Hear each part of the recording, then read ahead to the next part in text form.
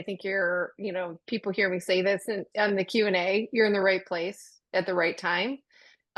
Extra rest, I know as frustrating as that is, like that's the human nature component to healing where we're like, no, but I don't have time to rest. And our culture says, no, but drink a pot of coffee and keep going because you just have to keep going, right?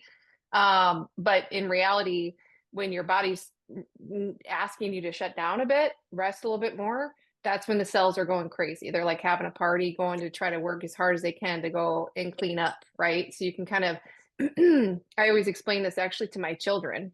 Like when they're coming down with something, I'm like, as soon as those eyes close and you fall asleep, they're at the starting line. They're like cheering. They got like sweatbands on, their little cleaning supplies, and they're getting ready to go, right?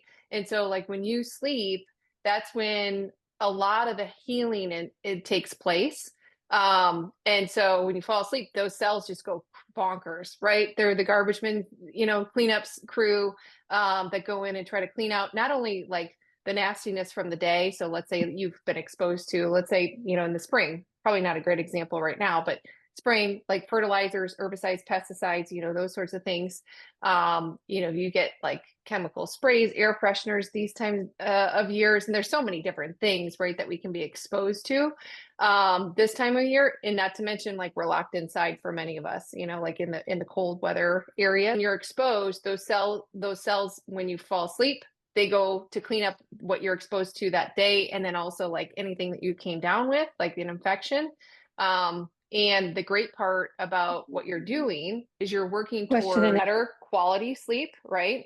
And when that happens over time, not only do your cells have enough time to clean up what's going on for the day, because they have minimal variables. They don't have, foods that are causing triggers. They're able to clean up the toxins far faster, and they're just more efficient. So then when that happens over time in the weeks to come, then they get to the clean out storage room, right?